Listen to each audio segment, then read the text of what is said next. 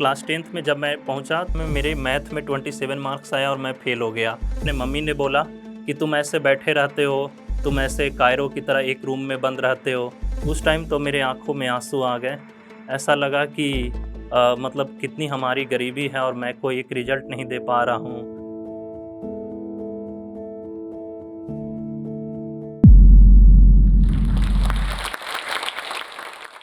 नमस्कार, मेरा नाम विकास कुमार है। मैं ग्रुप बी ऑफ़िसर के पद पे कार्यरत हूँ। आज मैं आपको बताऊँगा कि कैसे मैंने झोपड़पट्टी से उठ कर के ग्रुप बी के ऑफ़िसर तक के पद का सफ़र तय किया। तो शुरू करते हैं शुरू से। मैं एक निम्न मध्यम वर्गीय परिवार से आता हूँ। मेरे पिताजी कृषि करते हैं और हमारा 6 लोगों का परिवार था, जिसमें 4 भाई-बहनें और मम्मी-पापा थे। हम लोग एक ही घर में रहते थे। उसे घर क्या, आप झोपड़पट्टी कह सकते हो। बस जैसे-तैसे हमारा घर चल रहा था। कभी खाने को दिक्कत, कभी पहनने को दिक्कत कपड़े का। लेकिन हमारा घर में एक था कि मम्मी-पापा ने सोचा था कि बच्चों को कितनी भी तकलीफ़ क्यों ना हो, बच्चों को अच्छा एजुकेशन देना है। तो घर वहीं के पास के एक प्राइवेट स्कूल में पिताजी ने एडमिशन करवा दिया, जहाँ पे मैंने कक्षा प्रथम से कक्षा 6 तक की पढ़ाई की। और इस दौरान जब मैंने कक्षा पहली में एडमिशन करवाया, तो सबसे पहले मैंने तो वहाँ एडमिशन करवाया, तो जो उसके फर्स्ट टर्मिनल के एग्ज़ाम होते हैं, उसमें मैं फ़ेल हो गया।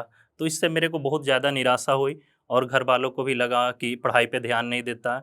उसके बाद मैंने सीरियसली पढ़ना शुरू किया और स्कूल में जो सबसे ज़्यादा चीज़ें मोटिवेट की पढ़ने के लिए, वो स्कूल में हमारा एक कल्चर था कि जो बच्चे जभी भी कोई क्लास में टॉप करते थे, तो उनको स्टेज पे बुलाकर सम्मानित किया जाता था।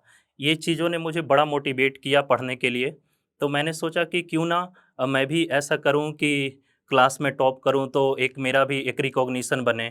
तो मैंने उसके बाद सीरियसली तैयारी किया, तो कंटिन्यू मैं क्लास 1 से लेकर क्लास 6 तक अपने स्कूल में टॉप किया। जब क्लास 6 मैंने पास की, तो मेरे पिताजी ने मुझसे कहा कि बेटा, सिर्फ़ तुम ही पढ़ने वाले नहीं हो, तुम्हारे साथ 3 और भाई-बहनें हैं, तो तुम्हारा एडमिशन सरकारी क्लास में क्लास 9वीं में करवा देता हूँ। तो जब एडमिशन करवाया पिताजी, तो मैंने भी देखा कि घर की स्थिति ठीक नहीं है, तो उसी के अकॉर्डिंग मैंने भी डिसाइड किया कि चलो एडमिशन करवा लेते हैं। तो उन्होंने फिर मेरा क्लास 9th में सरकारी स्कूल में एडमिशन करवा दिया, क्योंकि प्राइवेट में क्लास 6 से डायरेक्ट 9th में नहीं जाया जा सकता था, तो कंटिन्यू जाने में उतने पैसे नहीं थे हमारे घर में। तो उन्होंने मेरा नामांकन क्लास 9th में वहीं के एक सरकारी विद्यालय में करवा दिया। पर एडमिशन होने के बाद मेरे को बहुत सारा समस्याओं का सामना करना पड़ा, क्योंकि क्लास 6 से कोई बच्चा जब 9th में जाता है, तो उनको विषयों को समझने में बहुत ज़्यादा परेशानियों का सामना करना पड़ता है। वैसा मेरे साथ ही भी हुआ। तो मैं धीरे-धीरे करके उस पे काम करना शुरू किया। मेरे दोस्तों का बहुत बड़ा सहयोग रहा। मेरे दोस्तों ने ख़ास करके मैथ मेरा कमज़ोर था, तो उन्होंने मैथ में बहुत ज़्यादा गाइड किया, जिसके कारण मैंने 9th तक तो स्ट्रगल करके पढ़ाई की। लेकिन क्लास 10th आते-आते मेरा मैथ इम्प्रूव हो चुका था और क्लास 10th में जब मैं पहुँचा, मैंने बोर्ड का एग्ज़ाम दिया। सारे पेपर्स मैंने अच्छे से दिए। मेरे को उम्मीद था कि मैं 80% मार्क्स से पास कर जाऊँगा। लेकिन हुआ इसके ठीक विपरीत। जब बोर्ड का एग्ज़ाम निकला, रिज़ल्ट निकला, तो उसमें मेरे को एक सब्जेक्ट में फ़ेल कर दिया गया। सोशल साइंस में मेरे ओनली 27 मार्क्स दिए गए। तो मेरे को बहुत डिसअपॉइंटमेंट हुई। घर वालों ने भी उतना कुछ बोला तो नहीं, उन्होंने मेरा सपोर्ट ही किया कि कोई नहीं, हो जाता है, तुम फिर से अच्छे से पढ़ाई करो। तो बहुत को दो 1-2 मंथ तक तो मैं बहुत ज़्यादा डिसअपॉइंटमेंट में रहता था।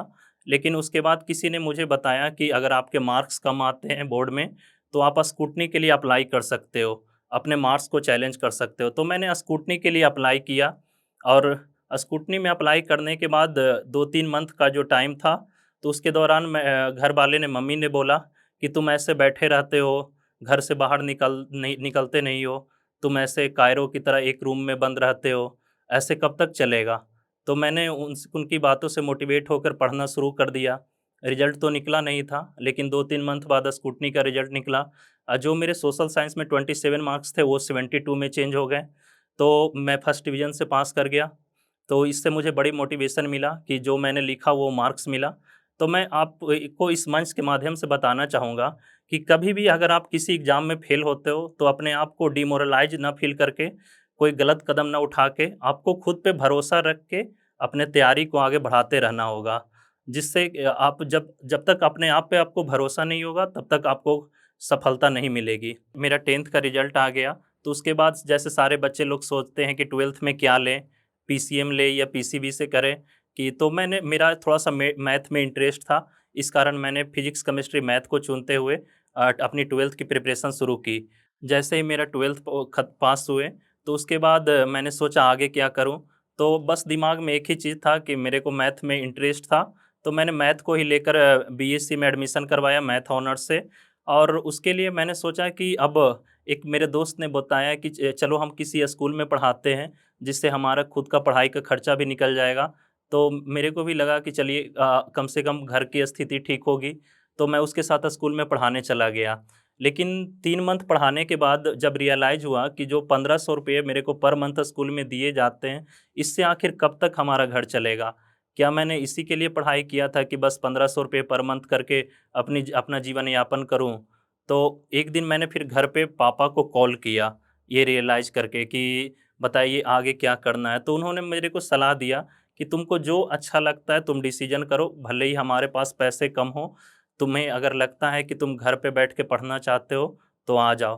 तो उन्होंने मेरा हमेशा सपोर्ट किया, तो मैं घर पे आके वापस से घर पे आके तैयारी शुरू कर दिया। उसी दौरान मेरे माइंड में एक बैकअप में मेरा सपना था कि मैं डिफेंस फ़ोर्स जॉइन करूँ। तो डिफेंस फ़ोर्स जॉइन करने के लिए 12th के बाद बस एनडीए का एग्ज़ाम आप फ़ॉर्म भर सकते हो, नेवी एसएसआर के फ़ॉर्म आते हैं, ग्रुप एक्स-वाई के आते हैं। तीनों एग्ज़ाम्स में मैंने अपीयर हुआ, लेकिन किसी में एक स्टेज पास करता था, तो दूसरे स्टेज में फ़ेल हो जाता था। तो इससे बहुत निराशा हुई। तो फाइनली तो मेरा रिज़ल्ट किसी में नहीं हुआ, तो मैंने एक दिन बैठ के खुद से रियलाइज़ किया कि आखिर मेरा गलत कहाँ मैं हो रहा हूँ। तो एक दिन मैंने बैठ के रियलाइज़ किया कि अभी मेरे तैयारी में बहुत कमी रह चुकी है, कम से कम मेरे को 1 से 2 साल खुद को देना पड़ेगा। तो उसके बाद मैंने सोचा कि अगर मेरे को 2 साल समय देना है, तो हमारे घर की स्थिति उतनी अच्छी नहीं है, तो कैसे 2 साल दे पाएँ? तो उसके उसके बाद मैंने क्या किया, गाँव के बच्चों को कोचिंग पढ़ाना शुरू किया। आपको जान के ये हैरानी होगी कि जैसे कि मेरे जो बच्चे गाँव के पढ़ते थे, उनसे मैं सिर्फ़ ₹50 लेके कोचिंग पढ़ाता था और ₹100, जो क्लास 9-10th में पढ़ते उनसे सिर्फ़ ₹100 लेता था और उससे नीचे वाले क्लास में ₹50। इससे मेरे फ़ॉर्म का भरने का खर्च निकल जाता था। क्योंकि आपको पता होगा कि जो गाँव के बच्चे हैं, उनका बस एक ही एम रहता है कि बस किसी भी एग्ज़ाम में रिज़ल्ट हो जाए, जिससे उसकी गरीबी से छुटकारा मिले। तो मेरा भी सेम था, बस मैं चाहता था कि किसी भी एग्ज़ाम में रिज़ल्ट हो जाए, तो मैं सारा फ़ॉर्म अप्लाई करता था। चाहे वो रेलवे का हो, चाहे एसएससी हो, चाहे बैंकिंग हो, मैं सारे फ़ॉर्म अप्लाई करता था। ऐसे ही मैंने 2 बार सीएचएसएल का फ़ॉर्म अप्लाई किया, दोनों बार मैं फ़ेल हो गया। फिर मैंने एमटीएस का फ़ॉर्म अप्लाई किया, एमटीएस में तो मेरा सिलेक्शन हुआ, लेकिन फाइनली मैं उसमें 1.5 मार्क्स से मेरिट में आउट हो गया।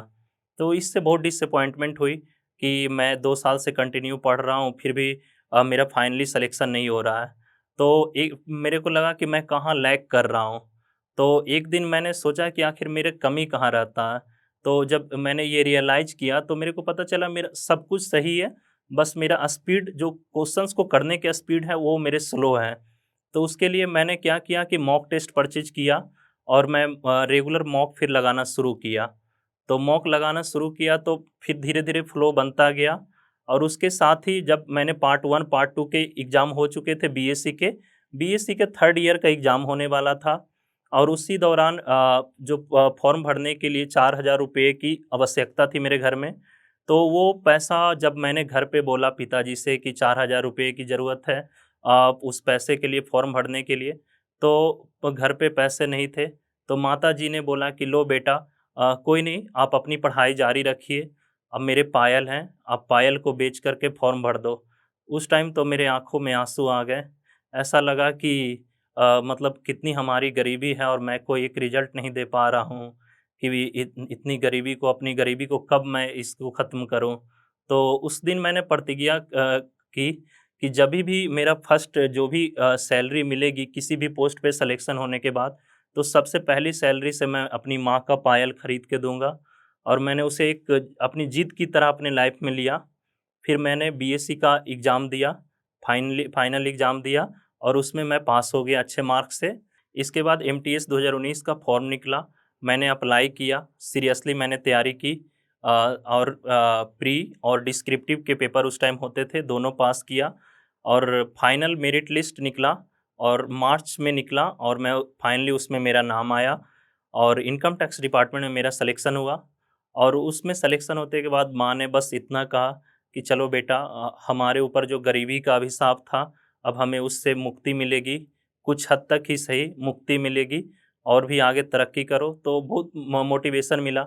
और ये मैं आपको बताना चाहूँगा कि मैं अपने घर से, मेरा पहला नौकरी है हमारे घर से जो किसी का सरकारी नौकरी लगा है।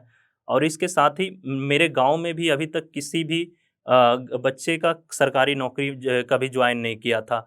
तो ये हमारे गांव के लिए भी और घर के लिए भी एक बहुत बड़ा खुशी का पल था कि मेरा सिलेक्शन हो गया है इनकम टैक्स डिपार्टमेंट में। एक दिन फिर फाइनली अक्टूबर में मेरा ज्वाइनिंग लेटर आया एमटीएस का और 2 नवंबर को 2021 को मैंने इनकम टैक्स डिपार्टमेंट दिल्ली में ज्वाइन किया। और माँ ने एक बात मेरे से कहा था कि बेटा, तुम जब भी ऑफिस में फर्स्ट टाइम ज्वाइन करना, तो मैं चाहती हूँ तुमको वीडियो कॉल पे ऑफिस से देखूं। एक किसी भी माँ के लिए एक बहुत बड़ा सपना होता है कि वो अपने बच्चों को ऑफिस से देखी। जब माँ ने कॉल किया तो मेरे भी आंखों में आंसू थे और माँ के भी आंखों में आंसू थे। उन्होंने फर्स्ट टाइम मेरे को ऑफिस से वीडियो कॉल से उन्होंने देखा। ये मेरे लिए बहुत इमोशनल मोमेंट था। लेकिन एक ऐसा फील हुआ कि माँ माँ ऐसा फील कर रही हो कि जिसके लिए मैंने इतनी तपस्या की, फाइनली वो सक्सेस मिल गया उनको। तो जब मेरा पहला सैलरी आया तो मैं घर गया। जैसा मैंने आप लोगों को बताया कि मैंने माँ से ये प्रतिज्ञा की थी अपने आप से कि जब भी मेरा फर्स्ट सैलरी आएगा, मैं माँ को उन पैसों से पायल दिलवाऊँगा। और वापस मैंने जब घर गया तो माँ को पायल दिलाया और खुद ही माँ के पैरों में पहनाया। वो बहुत खुशी के पल था मेरे लिए कि मैंने जो प्रतिज्ञा ली आखिर उसको पूरा किया। उसके बाद मैं वापस इनकम टैक्स डिपार्टमेंट में आ गया। वहाँ पे बेसिकली आपको काम करने पड़ते हैं एमटीएस के पोस्ट पे, जो कि ग्रुप सी का नॉन गजेटेड पोस्ट है। आपको डायरी डिस्पैच और अगर आपको कंप्यूटर के नॉलेज है तो कंप्यूटर पे भी काम करवाया जाता है। लेकिन मैं आपको एक इंसिडेंट शेयर करने वाला हूँ जो वहाँ मेरे साथ घटा। एक बार की बात है, हमारे जो प्राइवेट एमटीएस होते हैं वो ऑफिस में नहीं थे। तो मेरे एक ऑफिसर ने मुझसे बोला कि चाय बना के पिला दो। तो ये मेरे को बहुत अंदर तक चुभ गई कि आखिर मैंने इतनी मेहनत किसके लिए की। आखिर चाय ही बनाना था तो मैं एक स्टॉल, टी स्टॉल क्यों ना खोल लूँ। और यहाँ ऑफिस मैंने इतना पढ़ के चाय बनाने के लिए तो नहीं किया। तो ये चीज़ों ने मेरे को बहुत मोटिवेट किया कि उनके जैसा मेरे को भी बनना है। और मैंने तैयारी आगे के लिए सोचा कि अब एसएससी सीजीएल करना है। तो उसी दौरान एसएससी सीजीएल 2020 का फॉर्म निकला, मैंने अप्लाई की। लेकिन आप सभी को पता है कि नौकरी के साथ तैयारी करना कितना मुश्किल होता है। फिर मैंने उसी के अकॉर्डिंग शेड्यूल बनाया और मेरे शेड्यूल में ये था कि सुबह मैं 5 बजे जागता था और 6 से 9 बजे पढ़ाई करके और वापस 10 बजे ऑफिस जाता था और 10 से 6 ऑफिस में रहता था और घर आके 8 से 11 वापस पढ़ना था। मतलब सुबह के 3 घंटे, शाम के 3 घंटे। अगर आप भी जॉब में हो, आपको भी अगर टाइम नहीं मिल रहा है, अगर आप इस तरीके से अपने रूटीन को मैनेज करते हो और इसको कंटिन्यू फॉलो करते हो तो आपको भी ज़रूर सक्सेस मिलेगा। तो इसी रूटीन को मैं कंटिन्यू फॉलो करते रहा और टियर 1 का पेपर पास किया। काफ़ी अच्छे मार्क्स थे, 200 में करीब मेरे 182 के आसपास थे और मेरे जीएस में काफ़ी अच्छे मार्क्स थे। 24 आउट ऑफ 25 क्वेश्चंस मैंने जीएस में सही किए। और उसके बाद पेपर 2 का एग्ज़ाम हुआ जो कि आपका मेंस का एग्ज़ाम होता है और उसमें मैथ और इंग्लिश के पेपर पूछे जाते थे, तो उसमें भी मेरे स्कोर अच्छे थे। इसके बाद बात आती है डिस्क्रिप्टिव की। तो डिस्क्रिप्टिव का तैयारी मैं शुरू किया। डिस्क्रिप्टिव के लिए आपको थोड़े प्रैक्टिस की, राइटिंग प्रैक्टिस की ज़रूरत होती है, वो मैंने शुरू किया। और फाइनली वो दिन 31 अक्टूबर 2022 का था, मेरे को अभी भी याद है। तो जब मैं ऑफ़िस से जैसे ही रूम पहुँचा, तो मेरे एक दोस्त का कॉल आया। मैंने सोचा कि आखिर अचानक ये कभी कॉल करता नहीं था, तो क्यों कॉल किया? जैसे आपको पता है गाँव में ऐसा माहौल रहता है कि तब तक आपको कोई कॉल नहीं करता जब तक कोई रिजल्ट ना आए या कुछ वैसी चीज़ें ना हो। तो मेरे को भी लगा पता नहीं कौन-सी घटना हुआ है जो लो कॉल किया। तो कॉल क किया तो मैंने रिसीव किया तो उसने पूछा, रिजल्ट हुआ तुम्हारा? तो उसने पीडीएफ भेजा, मैंने देखा। तो उसको खोलते ही जब मैंने पीडीएफ को खोला तो देखा कि मेरा नाम जीएसटी इंस्पेक्टर के पद पे चयन हो गया है। तो इससे मेरे को लगा कि चलो बरसों की तपस्या मेरी काम आई। और मैंने बिना देर किए हुए सबसे पहले अपनी मम्मी को कॉल किया और कॉल करते हुए मैंने जैसे ही मम्मी को बताया कि मम्मी मेरा चयन जीएसटी इंस्पेक्टर के पद पे हो गया, तो उन्होंने बहुत इमोशनल होते हुए उन्होंने एक बात कही कि बेटा अब मैं इंस्पेक्टर की माँ कहलाऊँगी। इससे मुझे इतनी खुशी मिली कि मैं उसे शब्दों में बयाँ नहीं कर सकता कि मैंने अपनी माँ की तपस्या को आज फाइनली पूरा कर दिया। एक इससे एक मेरे सेल्फ सैटिस्फैक्शन का फ़ील हुआ मुझे और मेरे को खुद पे भी एक प्राउड फ़ील हुआ कि मैंने जो मेहनत की, उसका रंग आज रंग आया। इसके बाद 3-4 महीने बाद जीएसटी इंस्पेक्टर का जॉइनिंग लेटर मेरा आया, तो मैं जॉइन करने चला गया। चेन्नई ज़ोन में मेरी पोस्टिंग हुई, तो मैं ब वहाँ जॉइन करने चला गया। तो वहाँ जॉइन करके मेरे को बड़ा प्राउड मोमेंट उस टाइम लगा, जब मैंने फर्स्ट टाइम यूनिफ़ॉर्म पहना और जैसे ही फर्स्ट सैलरी मेरी मिली, तो सबसे पहले मैं घर गया और घर जैसे ही पहुँचा, माँ मेरी आरती की थाली लेके वहाँ मेरा वेट कर रही थी। तो उस मोमेंट ने बहुत मेरे को अंदर से बड़ा एक सेल्फ सैटिस्फैक्शन दिया, जब माँ ने मेरा स्वागत आरती उतार कर की। इससे इससे अंदर से आत्मा को तृप्ति मिली कि जिसके लिए मैंने इतना मेहनत किया माँ को भी प्राउड फ़ील हुआ मेरे पे कि बेटा ने आखिर कुछ कर दिखाया, गाँव से उठ के इतनी मेहनत की। कुछ दिन मैं घर पे रुका, माँ के साथ रहा, लेकिन मैं जब घर से जा रहा था, तो मेरे को ये कभी नहीं लगा कि ये मेरा माँ से आखिरी मुलाकात है। तो अगर किसी बेटे को ये कभी पता रहता कि उसकी माँ से ये आखिरी मुलाकात है, तो मैं कभी वापस उधर जाता ही नहीं। कभी अपनी माँ को छोड़ के जाता ही नहीं। लेकिन किसी को भविष्य का पता नहीं रहता। मैं वापस जीएसटी जॉइन करने चला गया। उसके कुछ समय बाद 1 मंथ ही बाद घर से कॉल आया। मैं ऑफ़िस से घर आ रहा था। पिताजी ने कॉल किया कि मम्मी सीरियस है, हॉस्पिटल ले जा रही है। तो उनकी बातों से ऐसा प्रतीत हुआ कि माँ कुछ ज़्यादा ही सीरियस है। मैंने बिना कुछ देर किए बैग फेंक के तुरंत मैं निकल गया। लेकिन बस पे पहुँचते ही ऐसा किसी ने बताया नहीं कि ये घटना घट गई, लेकिन उनकी बातों से ऐसा रियलाइज़ हुआ कि अब शायद माँ हमारे बीच नहीं रही। और ये शायद मेरी ज़िंदगी का मतलब ऐसा पल था कि कोई बेटा कभी अपनी माँ के लिए शायद ये कभी नहीं देखना चाहता हो। उससे पहले वो सोचेगा कि मैं ज़िंदा क्यों ही हूँ? क्यों मैं आखिर इस पल को देखने के लिए ज़िंदा हूँ? वो घटना मेरे को अंदर तक झकझोर देती है, जब मुझे ये पता चलता है कि अब माँ मेरे पास नहीं रही। मैं घर पहुँचा, माँ का क्रियाक्रम किया और क्रियाक्रम करके मैं वापस अपने जीएसटी का जॉइन कर लिया। तो इस दौरान मेरा ना ऑफ़िस में मन लग रहा था, ना पढ़ने में मन लग रहा था। ऐसा फ़ेज़ था जो कि मैं डिप्रेशन में पूरी तरह से चला गया था। समझ में नहीं आता था कि क्या ज़िंदगी जिऊँ तो किसके लिए जिऊँ? मैंने जो भी मेहनत की थी, अपना अपना जो भी एफ़र्ट दिया था, वो सिर्फ़ मैंने अपनी माँ के लिए इतना कुछ किया था। क्योंकि मैंने देखी थी उनकी तपस्या, हमारे लिए कितनी तपस्या की थी। पर फिर मैंने सोचा कि आखिर किसके लिए मैं आगे मेहनत करूँ? लेकिन 1 मंथ बाद मेरे को ये रियलाइज़ हुआ कि मेरी माँ ने मुझसे एक बात कही थी।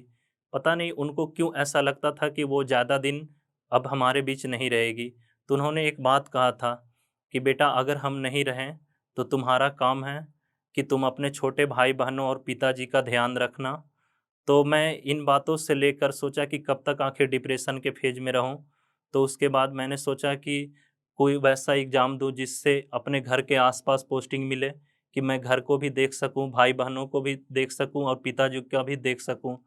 तो सीजीएल 2023 का फ़ॉर्म आता है, उसको मैंने तैयारी की। वो तैयारी का फ़ेज़ ऐसा था कि मैं किसी पल रोता भी था, टेंशन भी होती थी, पढ़ने में मन भी नहीं लगता था।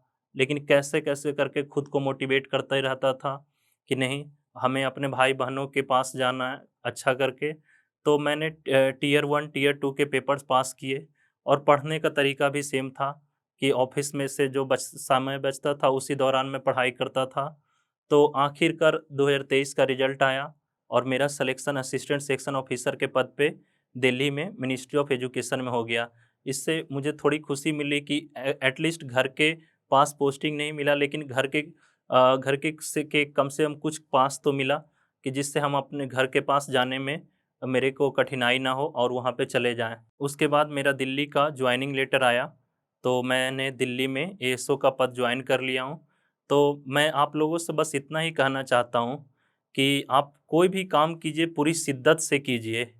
अगर आप किसी काम में अपना 100% एफर्ट्स देते हो, तो अगर आप पास होते हो या फेल होते हो वो मैटर नहीं करता है।